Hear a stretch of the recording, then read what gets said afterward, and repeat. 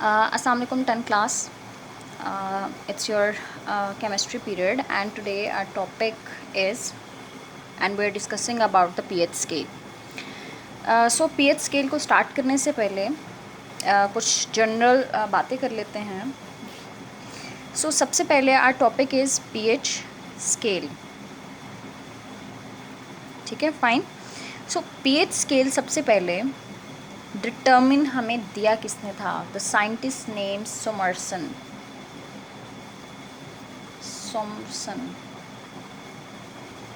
ठीक है, it's a name of the scientist जिसने 1909 में हमें एक टर्म इंट्रोड्यूस करवाई थी. That was about the pH scale and POH scale. ठीक है, जिसने हमें pH और POH स्केल के बारे में बताया था. इसके अकॉर्डिंग pH स्केल अब क्या है? pH स्केल हमारे पास चैप्टर के बिल्कुल स्टार्ट पे चलते हैं. स्टार्ट हमने किया था. The chapter name is acid base and salts. So pH is a term that is used to identify the acidity और the acidic behaviour of a solution. ठीक है, pH हमारे पास ये चीज़ है जो कि हमें आइडेंटिफाई करके देती है कि हमारे पास सोल्यूशन एसिडिक है या बेसिक है. हमने जो है वो इससे नेक्स्ट टॉपिक्स हमने स्टडी कर लिए हैं about the indicators and pH meter and universal indicator के बारे में. ठीक है, सो ये बेसिक एक जिसकी मैं एक प्रॉपर यूट्यूब वीडियो बनाना चाह रही थी, that was about the pH scale. ठीक है, सो आर्हीनियस कॉन्सेप्ट के अकॉर्डिंग एसिड क्या चीज़ थी हमारे पास जो कि हमें H पॉजिटिव आइन दे रहा था in the water, that is a acid. और बेस क्या थी, एल्कली क्या थी, that gives the H positive ion in OH negative ions in a water. ठीक है, वो हमारे पास थी बेस. सो उस माइंड को चीज़ को माइंड में रखते हुए pH स्केल क्या होगी जो कि हमें अबाउट द एसिडिक बिहेवियर के बारे में बताएगा, और POH हमें किसके बारे में बताएगी? Basic behaviour of the solution के बारे में बताएगा. यानी ये बताएगा कि ये एसिडिक है या ये बेसिक है. ठीक है, सो pH स्केल जब हम बात करते हैं तो हमारे पास सोमरसन वॉज अ साइंटिस्ट जिसने हमें 1909 में ये स्केल इंट्रोड्यूस करवाया था. ये टर्मिनोलॉजी इंट्रोड्यूस करवाई थी. एक स्केल है बेसिकली जिससे हम मैयर करते हैं कि हमारा सोल्यूशन कितना एसिडिक है और कितना बेसिक है. ठीक है, अब इसमें P का क्या मतलब है? ठीक है, P it stand for Greek word that is potence. ठीक है, इसे हम पोटेंस प्रोनाउंस करते हैं, और पोटेंस का मतलब होता है कंसंट्रेशन. ठीक है, और इसका मतलब क्या है? कंसंट्रेशन. सो अगर हम इसको देखते हुए मैं pH स्केल की डेफिनेशन करूं, दैट एसिड क्या होगा? That is a concentration of H positive ions. और POH क्या होगा? That is a concentration of OH negative ions. Simple. pH scale क्या है जो कि हमें एक्चुअली बेस कर रहा है on the concentration of the positive ions, H positive ions. और बेस POH क्या है हमारे पास? That based on the concentration of the OH negative ions in water. ठीक है, सो अब ये pH स्केल इंट्रोड्यूस कैसे हुआ था? ठीक है, प्रॉपरली हमारे पास pH मैयर करने का फॉर्मूला क्या है? हम वन बाय वन जो है वो नेक्स्ट मूव करते हैं. सबसे पहले हमें ये पता होना चाहिए कि वाटर हमारे पास क्या है? इलेक्ट्रोलाइट, स्ट्रॉन्ग इलेक्ट्रोलाइट है या वीक इलेक्ट्रोलाइट है. सबसे पहले तो इलेक्ट्रोलाइट का कॉन्सेप्ट आपके माइंड में होना चाहिए. Chapter number 7 in the 9th class. Electrolyte हमारे पास टर्म है इलेक्ट्रोलाइट. इलेक्ट्रोलाइट हम हर उस चीज़ को कहते हैं जो कि अपने ही आइंस में ब्रेक डाउन हो जाए. ठीक है, फॉर एग्ज़ाम्पल सोडियम क्लोराइड का हमने सोल्यूशन लिया था, एक्वा सोल्यूशन. अगर ये अपने ही आइंस में सोडियम पॉजिटिव और क्लोरीन नेगेटिव में डिसोसिएट हो जाएगा, आयोनाइज हो जाएगा, then it is called electrolyte. ठीक है, सो तब हमने आगे से नेक्स्ट 3 डिफरेंट कैटेगरीज की थी about the electrolyte, types of electrolytes. You can say that there was a strong electrolyte, weak electrolyte and non electrolyte. ठीक है, सो हमारे पास वाटर क्या था? Water is an example of weak electrolyte, कि water जो है वो ज़्यादा अपने आइंस में ब्रेक डाउन नहीं होता. एट द 25 डिग्री यानी रूम टेम्परेचर पे 25 डिग्री सेल्सियस पे वाटर की आयोनाइजेशन कैसे होती है? फॉर एग्ज़ाम्पल वाटर है, it will ionise into its components. Water किस चीज़ से मिलके बना हुआ है? H positive and OH negative ion से, ठीक है। सो एट 25 डिग्री हमारे पास ये जो मैंने इक्वेशन राइट की है चैप्टर नंबर 1, ठीक है, 10th class, sorry chapter number 1 नहीं है, that is about your chapter number 10, chapter number 10 of the 10th class. इसमें हमने बात की थी about the constant equilibrium constant of a chemical reaction. So वहाँ पे हमने रिवर्सिबल रिएक्शंस के बारे में बात की थी। सो वाटर की आयोनाइजेशन क्या हो रही है? वाटर H पॉजिटिव आइंस में ब्रेक डाउन हो रहा है और H नेगेटिव आइंस में ब्रेक डाउन हो रहा है। This is called the auto ionisation. This is called auto ionisation of water, ठीक है। कि ऑटो मीन्स ऑटोमेटिकली खुद से आयोनाइज हो जाना, यानी वाटर की ये कैपेसिटी है कि इसके मॉलिक्यूल जो हैं वो ऑटोमेटिकली अपने आइंस में ब्रेक डाउन हो जाते हैं। This is called the auto ionisation, ठीक है। बट वाटर जो है वो that is a weak electrolyte. It means that कि सारे के सारे वाटर मॉलिक्यूल जो हैं वो आयोनाइज तो नहीं होंगे, ठीक है। That's why I am calling it a weak electrolyte. Consider कर लें अगर मैं 1000 मॉलिक्यूल्स वाटर के ले रही हूँ तो उसमें से जस्ट 1 मॉलिक्यूल होगा जो कि आयोनाइज होगा। इस चीज़ को हमने चैप्टर नंबर 9 केमिस्ट्री में, sorry chapter number 7 in chemistry, हमने इस चीज़ को स्टडी किया हुआ। सो अगर हम चलते हैं towards finding the Kc value of the auto ionisation of the water, water के आयोनाइजेशन की Kc की वैल्यू फाइंड करते हैं तो Kc that was equal to the product concentration of the product over reactant. So product मेरे पास क्या है? H पॉजिटिव आइंस हैं और OH नेगेटिव आइंस हैं, और मेरे पास रिएक्टेंट क्या है? वाटर, ठीक है। सो अगर मैं ये कंसीडर कर रही हूँ कि 1000 मॉलिक्यूल्स हैं वाटर के, उसमें से जस्ट एक मॉलिक्यूल जो है वो आयोनाइज हो रहा है, it means that overall concentration of the water remains constant. अगर आपके पास 1000 रुपीज़ है, उसमें से 1 रुपी किसी को आप दे भी देते हो तो दैट वो चीज़ आपको बॉदर नहीं करेगी। आपको अभी भी पता है कि I have 999 rupees with me, कि मेरे पास एक ह्यूज अमाउंट प्रेजेंट है। सो सिमिलर लाइक दैट कि हमारे पास कंसनट्रेशन ऑफ द वाटर जो है वो क्या रहेगी? About constant. सो इस चीज़ को मैं, अगर ये मेरे पास कांस्टेंट है और Kc भी मेरे पास कांस्टेंट है, तो मैं इस चीज़ को अगर मैं इक्वेशन की लेफ्ट हैंड साइड पे मूव करती हूँ तो Kc के साथ मल्टीप्लाई हो जाएगा वाटर, बिकॉज ये इक्वेशन के साइड पे डिवाइड हो रहा है और उस साइड पे जाके मल्टीप्लाई हो जाएगा। That will be equal to the H positive ions concentration and OH negative ions concentration, ठीक है। व्हेन वाटर मॉलिक्यूल की concentration multiplied with the Kc, तो हमारे पास that is converted into a new constant that is called the Kw, और Kw हमारे पास constant है that is a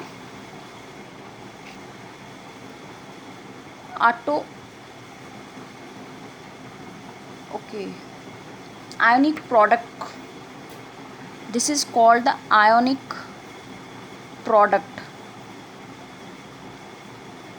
product of water, ठीक है। Kw इज़ अ कांस्टेंट, और इस कांस्टेंट का नेम क्या था? जैसे Kc का हमारे पास नेम था इक्विलिब्रियम कांस्टेंट, जो सिमिलर लाइक दैट Kw हमारे पास एक नेम है that is ionic product of water. और आयोनिक प्रोडक्ट ऑफ वाटर किसके इक्वल हो गया? H पॉजिटिव आइंस कंसनट्रेशन और OH नेगेटिव आइंस कंसनट्रेशन के इक्वल हो गया। जब हमने ये पूरा रिएक्शन हो रहा था, ये पूरी हम स्टडी कर रहे थे एट द रूम टेम्परेचर, तो रूम टेम्परेचर के ऊपर जब हमने Kw की वैल्यू फाइंड आउट की तो Kw की वैल्यू हमारे पास कितनी आई थी? That is equal to 1.0 into 10⁻⁻14 at 25 degree Celsius, ठीक है। Kw की वैल्यू हमारे पास इतनी आई थी, फाइन। अब इट मीन्स दैट, अब इस टर्म का मतलब क्या है? 10⁻⁻14। इस चीज़ को याद रखने के लिए याद रखिए Kw की वैल्यू जो हमारे पास आई है that is 1.0 into 10⁻⁻14 at 25 degree Celsius, ठीक है। 10⁻⁻14 का मतलब है कि 1/10 इंटू पावर 14, ठीक है।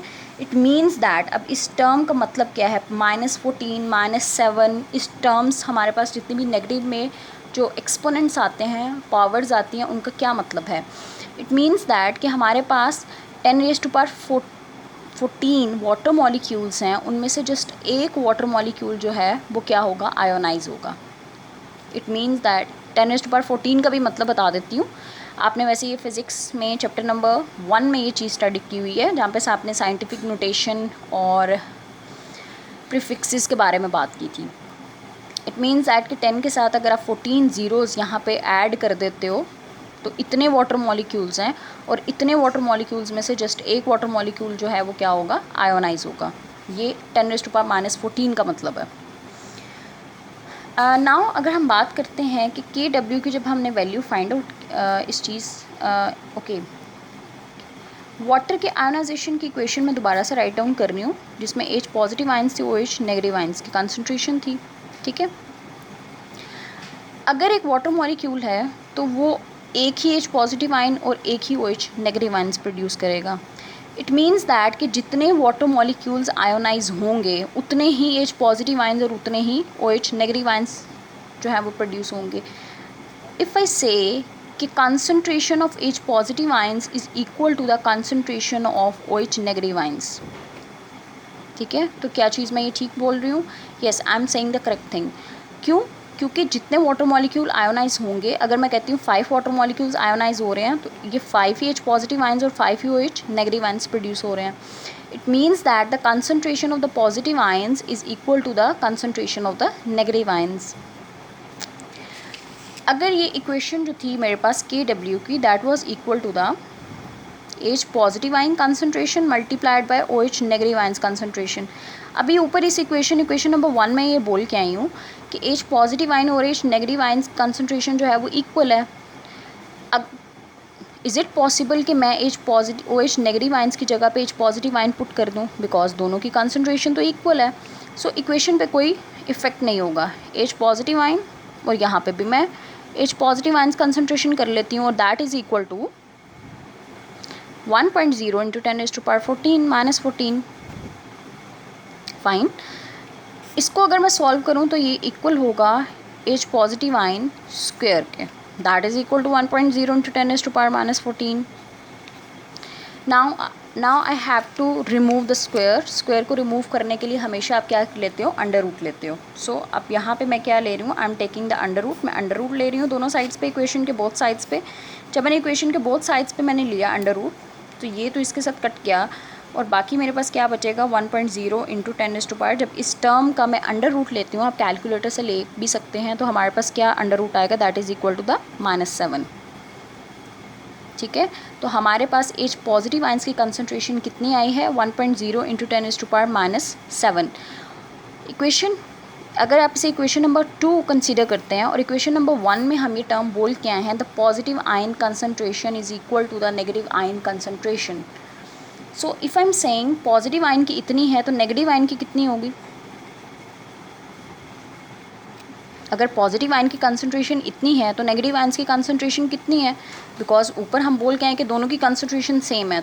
यस, ऑटोमेटिकली हमारे पास नेगेटिव आयन की कंसंट्रेशन भी 1.0 इंटू 10⁻⁻7 ही होगी। Fine, okay. सो नाउ हमारे पास टर्म्स अगर आप चेक करें तो सारी वैल्यूज़ हमारे पास माइनस में आ रही हैं।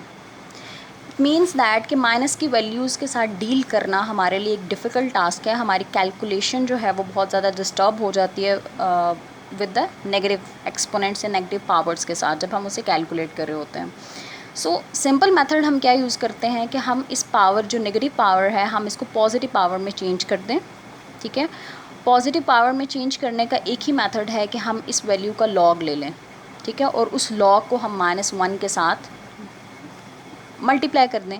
आपने 9th क्लास में कंप्लीट लॉगरिथम का एक चैप्टर किया है, ठीक है, जिसमें आपने हर एक चीज़ का लॉग लेना और उसके डिफरेंट रूल्स या उसके थ्योरम्स आपने जो है वो पढ़े थे, और आपने स्टडी भी किए थे, लर्न भी किए थे। सो हम भी सिर्फ वही कर रहे हैं यहाँ पे। ठीक है, जस्ट लॉग ले रहे हैं अबाउट द नेगेटिव वैल्यूज़। ठीक है, जो नेगेटिव पावर्स आ रही हैं हमारे पास, हम जस्ट उसका लॉग ले रहे हैं। सो अगर हम बात करें, हमारा टॉपिक था that was about the pH scale. So वापस उस टॉपिक की तरफ जा रहे हैं, तो पीएच किसके इक्वल होगा? PH that was about the concentration. ठीक है, ये on the very start of the lecture मैंने ये बात की है। और एच का मतलब है पॉजिटिव आयंस की कंसंट्रेशन। सो अगर मैं इसकी डिफाइन करूँ, the pH is the negative log of H positive ions concentration. This is basically actually the definition of pH scale. pH क्या है? That is a negative log of H positive ions concentration.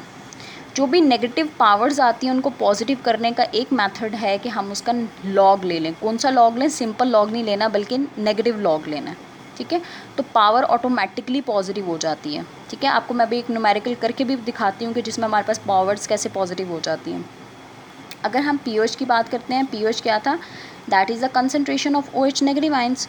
So similar like that, तो यहाँ पे सिर्फ मैं log put करूँगी, negative log of OH negative ions concentration. Fine. So ये हमारे पास होगी पीएच की डेफिनेशन और ये हमारे पास होगी पीओएच की definition. Okay, now moving towards. Okay, अगर हम वाटर की बात कर रहे हैं, ऊपर हमने H पॉजिटिव आयंस कंसनट्रेशन निकाली थी वाटर की और OH नेगेटिव आयंस कंसनट्रेशन निकाली थी हमने वाटर की. सो हम ये इस फार्मूला को टेस्ट करने वाले हैं. ठीक है, वाटर के साथ ही. सो वाटर के अंदर H पॉजिटिव आयंस कंसनट्रेशन है 10⁻⁻7 और इसकी भी 10⁻⁻7 है. मैं इस चीज़ को यहाँ पे पुट कर रही हूँ, नेगेटिव लॉग ऑफ 1.0 इंटू 10⁻⁻7 और similar like that negative log of 1.0 into 10⁻⁻7. जब मैंने इनका लॉग लिया, आप कैलकुलेटर पे इस चीज़ को सॉल्व भी कर सकते हैं. ठीक है, तो हमारे पास इसकी वैल्यू जो आती है वो 7 आती है और इसकी वैल्यू भी कितनी आती है? 7 आती है. ठीक है, यानी पीएच H पॉजिटिव आइंस जो वाटर के अकॉर्डिंग, वाटर की पीएच कितनी आ रही है? 7 आ रही है. और अगर हम वाटर की ही पीओएच कैलकुलेट करें तो उसकी पीएच भी कितनी आ रही है? 7 ही आ रही है.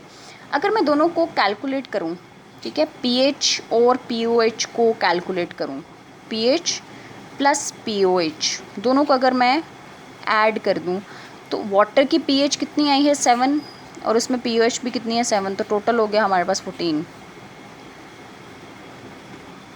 सो टोटल हो गया हमारे पास 14. सो पीएच एंड पीओएच का हमारा सम जो होगा वो हम अकॉर्डिंग टू योर बुक वो किसकी इक्वल है? 14. इट मीन्स दैट कि हमारे पास जो पीएच स्केल बनता है या पीओएच स्केल बनता है वो 0 से लेके 14 तक होता है. ठीक है, अब इस चीज़ स्केल को अगर हम स्टडी करते हैं, पहले पीएच के स्केल को स्टडी करते हैं तो 7 पे हमेशा याद रखिएगा हमारे सोल्यूशन की न्यूट्रल होता है, ना वो एसिडिक है ना वो बेसिक है. ऐसे सॉल्यूशन जिनकी पीएच 0 से लेके 6 तक होती है वो हमारे पास क्या होंगे? एसिडिक. और 8 to 14 वो क्या होंगे? बेसिक. अब जिनकी पीएच जितनी ज़्यादा कम होगी, फॉर एग्जांपल 0, 1, 2 वो ज़्यादा एसिडिक हैं, दे आर हाईली एसिडिक. और जिनकी 4, 5, 6 होगी दे आर स्लाइटली एसिडिक, यानी they are less acidic as compare to the other ones. And the solution which have the pH about 8, 9, 10 they are slightly basic, and the solution which are having the pH value 12, 13 and 14 they are highly basic in nature. ठीक है, वो basis ज़्यादा हैं. इसी चीज़ को summarise कर लिया हुआ है इस 3 पॉइंट्स में कंक्लूजन में कि न्यूट्रल सोल्यूशन की पीएच ऑलवेज 7 होगी, एसिडिक की हमेशा लेस देन 7 होगी, बेसिक की हमेशा अबव देन 7 होगी. और पीएच एंड पीओएच की वैल्यूज़ को जब हम सम करते हैं तो दोनों का सम कितना आता है? 14 आता है. अब पीएच स्केल के हमारे पास यूजेस क्या हैं? एक्चुअली पीएच स्केल के हमारे पास जो है वो यूजेस, पहली तो चीज़ ये है कि वी हैव टू डिटर्मिन, हम इसके थ्रू ये डिटर्मिन कर सकते हैं कि किसी भी सोल्यूशन की पीएच एसिडिक है या ये बेसिक है. ठीक है, for example if you have a cold drink in your hand and you want to calculate कि ये एसिडिक सोल्यूशन है, ये बेसिक सोल्यूशन है. ठीक है, सो आप डायरेक्टली इसकी पीएच फाइंड आउट कर सकते हैं. सेकेंडली हमारे पास जब फार्मास्यूटिकल कंपनीज़ में डिफरेंट मेडिसिन जब हमने डिज़ाइन करनी होती हैं, सो डिज़ाइनिंग हम according to the body environment करते हैं. फॉर एग्ज़ाम्पल वो मेडिसिन जो स्टमक में जाके अपने एक्टिविटी परफॉर्म करेंगी they has to be acidic in nature. ठीक है, बिकॉज स्टमक में HCl प्रोड्यूस होता है और वो एसिडिक इन्वायरमेंट में काम करता है. और ऐसी मेडिसिन जो कि हमारी इंटेस्टाइन में वर्क करती हैं they have to be basic in nature. ठीक है, उनके लिए हमें उनकी पीओएच जो है वो ज़्यादा होनी चाहिए उनकी. सेकेंडली हमारे पास बायोलॉजिकल स्पेसिमन्स जब हम लैब में वर्क करते हैं जिसमें हमें कल्चर्स प्रोड्यूस करने होते हैं या आर्टिफिशियल चीज़ों को लैब में ग्रो करना होता है, रिप्रोड्यूस करवाना होता है, तो जैसे ह्यूमन बॉडी की आपने चैप्टर नंबर 9 में ब्लड की पीएच पढ़ी थी, that is 7.4. So according to the body pH vary कर रही है. सो किसी भी ऑर्गेनिज़म को इन द लैब ग्रो करने के लिए हमें उस सॉल्यूशन में एक प्रॉपर पीएच प्रोवाइड करनी पड़ती है, और वो पीएच हम किसके थ्रू मेजर कर सकते हैं? With the help of the pH scale. So this was the whole concept about the pH scale. Hope you are clear. If you have any problem, you can ask me. And in the next, we will actually discuss about the last portion of the chapter, that is about the salts. Okay, thank you class. Allah Hafiz.